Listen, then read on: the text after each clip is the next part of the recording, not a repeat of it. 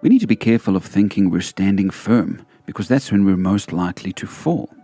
You see, friends, our enemy is cunning. Cunning means sneaky, and backsliding has a way of sneaking up on you.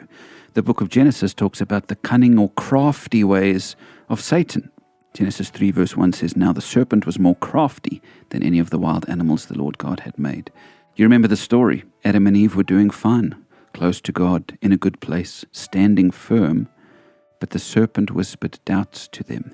He was crafty, cunning, got them to doubt, to step away from obedience in a clever, shrewd way. Charles Spurgeon, the great preacher, said this in a sermon on backsliding. "The Christian life is very much like climbing a hill of ice. You cannot slide up. You have to cut every step with an ice axe.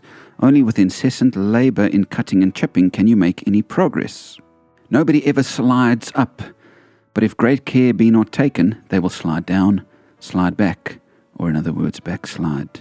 This is very easily done," he says. "If you want to know how to backslide, the answer is to leave off going forward, and you will slide backwards. Cease going upward, and you will go downward of necessity. For stand still, you never can." Have you found that to be true in your Christian life? I have. I don't slide up or forward. Growth comes through effort. Yes, it comes by God's grace, but if we don't seek it, strive for it, grasp at it, we find that we begin to backslide. How are you doing today? Are you deeply, overwhelmingly, joyfully in love with the God who loves you? Or are you perhaps starting to backslide from Him a little?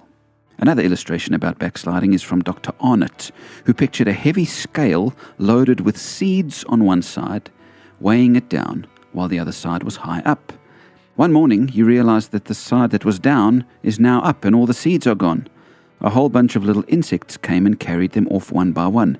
You didn't notice it at first when one seed disappeared, or 2, 3, or 10, but after a while the balance shifted and all that weight was gone. Cunning.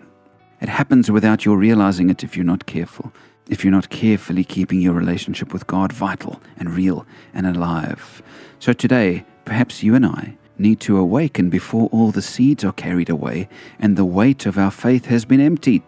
Let me encourage you today, stay deep in the Word, stay deep in prayer, stay faithful in coming to church, stay fixed to Jesus, stay in a close relationship with Him. If you aren't going forward, you're going backwards. And friends, you don't want to go backwards.